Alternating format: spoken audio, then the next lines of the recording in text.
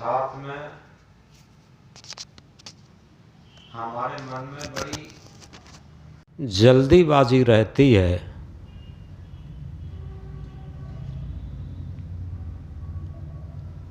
जैसे कि दुनिया में जितनी जल्दी जो चीज़ प्राप्त होती है तो हमें खुशी अनुभव होती, ऐसे ही लगता है ध्यान भी बहुत जल्दी लग जाए और वास्तविक सत्यता का साक्षात्कार हो जाए, बस छुट्टी हो जाए। लेकिन अगर सही पूछा जाए तो ध्यान में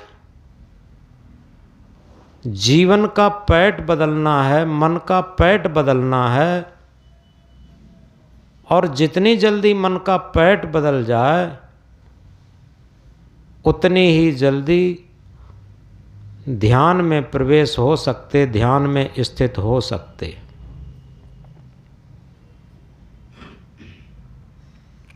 मन की ये स्थिति रहती कि हर चीज़ को बहुत जल्दी प्राप्त करना चाहता, लेकिन यथार्थ में आध्यात्म क्षेत्र उल्टा है।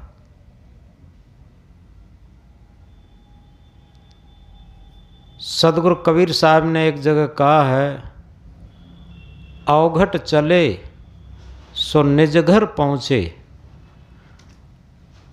परिचित मार्ग से लूटे। यानी अगर हम परिचित मार्ग पर चलते हैं तो वहाँ लुटाई हो रही है, हम लूट लिए जाएंगे, और अवघट चलेंगे तो निज घर पहुँचेंगे। बड़ी उल्टी बात मालूम पड़ती, लेकिन उल्टी नहीं, बिल्कुल सीधी है। परिचित मार्ग क्या है? व्यवहार काल में जो हमारी आसक्ति रही है, राग रहा है, द्वेष रहा है, ये सब परिचित मार्ग है। छल कपट रहा है, दिखावा रहा है, पाखंड रहा है, ये सब परिचित मार्ग है, और इस पर रात दिन हमारी लुटाई हो रही। शांत धन, एकाग्रता का धन, निर्मलता पवित्रता का धन, और ये सब लुट रहा। अवघट चले तो निज घर पहुँचे। अवघट क्या है? जो ऊबड़ खाबड़ और कष्ट का मार्ग। क्योंकि साधना मार्ग में मन इंद्रियों को सुवश करना पड़ता, और ये सुवश करना बड़ा कष्ट मालूम पड़ता मन में। लेकिन इसमें क्षणिक दुख और अपार सुख है। जो परिचित मार्ग है संसार का, वो बड़ा मीठा मालूम पड़ता, लेकिन उस मीठे मार्ग पर चलने से परिणाम में अनंत दुख प्राप्त हो। सारे कुसंस्कारों का निर्माण होता, सारे संस्कार खराब हो जाते।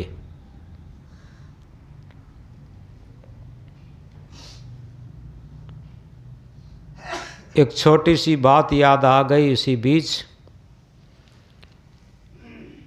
एक बाग में पेड़ों के नीचे एक नवयुवक साधु बैठे थे और अपने ध्यान में लगे थे। उस उद्यान में, उस बाग में राजा का भ्रमण हुआ, तो राजा ने एक नवयुवक साधु को देख करके अच्छा भी लगा और थोड़ा आश्चर्य भी हुआ। क्योंकि लोगों को रहता है कि जवानी पर ये साधु कैसे हो गए। तो साध के पास जाकर बैठे, प्रणाम किया और इसके बाद राजा ने साध से पूछा कि महाराज, आप जवानी में साध क्यों हो गए?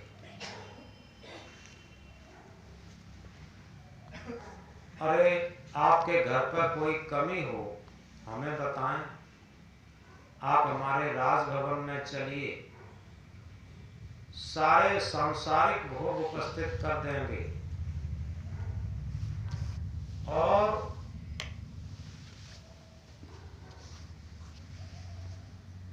आप पहले जवानी पर सांसारिक भोग भोगिए और इसके बाद बुढ़ापे पर साध होना।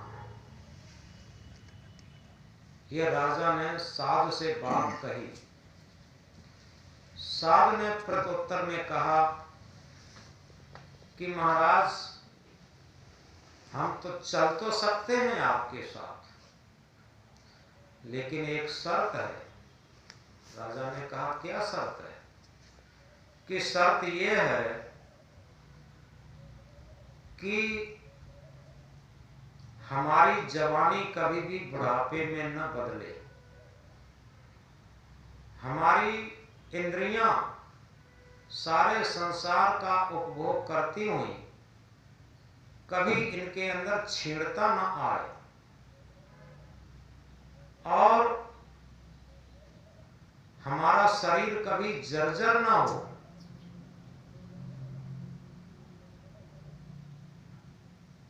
इसी के साथ इस शरीर की कभी मृत्यु ना हो। ये शर्त आप अगर पूर्ति कर दें तो आपके साथ हम इसी क्षण चल सकते। राजा ने कहा कि महाराज, इनमें से एक भी बात हमारे बस की नहीं। न तो आपके शरीर को हम हमेशा हमेशा के लिए जवान रख सकते और न इंद्रियों की क्षीणता को रोक सकते और न जर्जर अवस्था बुढ़ापे को रोक सकते और न मृत्यु को रोक सकते। ये हमारे कोई भी बस की बात नहीं। तो संत ने कहा, तो हम आपके साथ नहीं चल सकते, क्योंकि हमारा मार्ग श्रेय मार्ग है और आपका मार्ग प्रेम मार्ग है।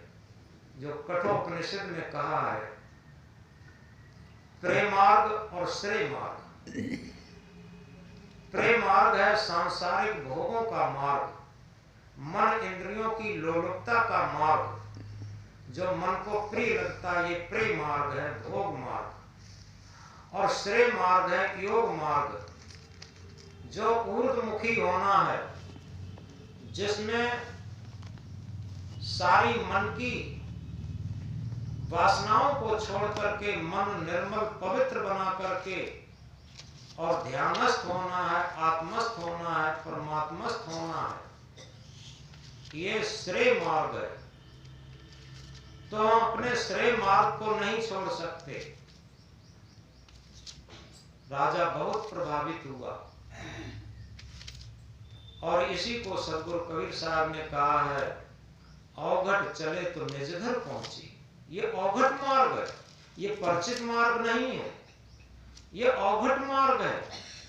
जो मन इंद्रियों को स्वश करना, ये बहुत उबड़ खाबड़ लगता, बहुत कठिन लगता, लेकिन इस मार्ग से चलकर ही निज आत्म देश में पहुंच सकते, निज मुक्ति देश में पहुंच सकते, निज शांति देश में पहुंच सकते। और जो परिचित मार्ग है, मन इंद्रियों की दास्ता, मन इंद्रियों की लोलुपता, ये परिचित मार्ग है। इसमें लूटे जाएंगे सारे अच्छे संस्कार, लुट जाएंगे, अच्छा जीवन, निर्मल जीवन लुट जाएगा और सारे कुसंस्कारों को इकट्ठा कर लेंगे। तो इस तरीके से हम याद रखें, ध्यान के बाद लोग बहुत बड़बड़ाते रहते। शांत में एक जगह बैठे, आखिर क्या छुटा जा रहा? सब वैसा का वैसा रहेगा। इधर उधर भाग भूग के हम अपनी मन की भड़ास पूरी करना चाहते, इधर उधर मिल मिल के बात बात कर कर के ये मन की भड़ास पूर्ति करना चाहते। अगर यथार्थ में सही तरीके से देखें, बुद्ध सारी साधनाओं को पहले करके थक गए और एक दिन पीपल के वृक्ष के नीचे 7 दिन तक लगातार बैठे रहे। हम कहाँ 7 मिनट भी 7 घंटे भी नहीं बैठ पाते। तो इस बात को समझना है, जिस सुख को प्राप्त करने के लिए पूरा जीवन हम समर्पित कर देते हैं और फिर भी सुख नहीं मिल पाता, उस झूठे सुख, सदगुरु कबीर देव ने कहा, झूठे सुख को सुख कहे मानत है मन मोद, जगत चवेना काल का कुछ मुख में कुछ बोध। झूठे सुख को सुख मानते रहे पूरे जीवन। ये संसार मानो महाकाल का चवेना है। महाकाल ने कुछ को तो मुख में डाल लिया है और शेष हम लोग बचे हैं, हमें भी डालने की तैयारी में है।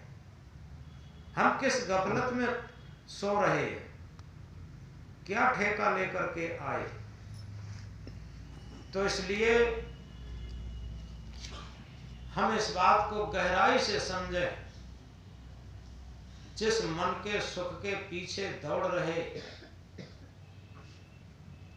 वो हमारे अंदर है, बाहर नहीं मिल सकता।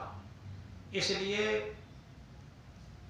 ये 3 दिन के ध्यान शिविर में आए हैं, तो इस बात को गहराई से समझें कि हम कम से कम 3 दिन जीवन के ऐसे निकाल लें, परिवार से संबंध कट हो, समाज से संबंध कट हो, मन इंद्रियों से संबंध कट हो और आत्मा के तल पर कुछ जीवन जीना शुरू करें। ये मन का पैट बदलना है, क्योंकि ये कड़ाई से इसीलिए बात कही जाती है कि जब तक हम इस बात को गहराई से नहीं समझेंगे, हमारे मन का पैट बदलेगा नहीं। हम बहिर्मुखी से अंतर्मुखी हो रहे, ये मन का पैट बदलना है। जो बाहर चक्कर मकर कर रहे थे, क्योंकि झांक रहे सब इधर उधर, झांक रहे सब इधर उधर, अपने अंदर झांके कौन। झांक रहे सब इधर उधर, अपने अंदर झांके कौन। दुनिया सुधरे सब चिल्लाते, निज को आज सुधारे कौन। सब इधर उधर झांक रहे और दुनिया को सुधारना चाहते, लेकिन निज को आज सुधारे कौन। पर उपदेश कुशल बहु तेरे, पर उपदेश कुशल बहु तेरे, निज को आज सुधारे कौन। हम सुधरेंगे जग सुधरेगा, इतनी सी बात विचारे कौन। इतनी छोटी सी बात हम कहां विचार पाते कि हम दुनिया की एक इकाई हैं, राष्ट्र की एक इकाई हैं। अगर हम सुधर गए तो मानो दुनिया सुधर गई, और हम न सुधरे तो कुछ सुधार नहीं हुआ। तो इस तरीके से हम चक्कर मकर झांकना बंद करें और जगह बेजगह बातचीत करना बंद करें, क्योंकि हमारे मन का पैट बदलने दें, बहिर्मुखता से अंतर्मुख होने दें। और जब हमारा मन अंतर्मुखी होगा तो हमारी आंतरिक यात्रा, आध्यात्मिक यात्रा, शांति की यात्रा, मुक्ति की यात्रा, आत्म परमात्म स्थिति की यात्रा ये शुरू हो। तो इसलिए बहुत गहराई से समझना है कि ये न हल्के में न लें, इसे जागरूकता से लें और इस पर अटल हो। अटल रहा जो अपने पथ में, लाख मुसीबत आने में मिली सफलता उसको जग में, जीने और मर जाने में। हम अटल रहें, ये अवघट घाट है, ये अपरिचित रास्ता है, और इस अपरिचित रास्ते पर चलने के लिए हम बहुत सजग रह करके चल सकते, अन्यथा भटक जाएंगे, फिर वही परिचित रास्ते पर गिरेंगे आकर। इसलिए हम जागरूक होकर के इस साधना में उतरने का प्रयास करें। हमें 100% सफलता मिलेगी, लेकिन हमारा मन इतना कमजोर रहता है कि हम जागरूक नहीं रह पाते, मन के भाव में बह जाते, इंद्रियों के भाव में बह जाते, बाहर की मान प्रतिष्ठा में बह जाते। अब हम अभ्यास में उतरेंगे।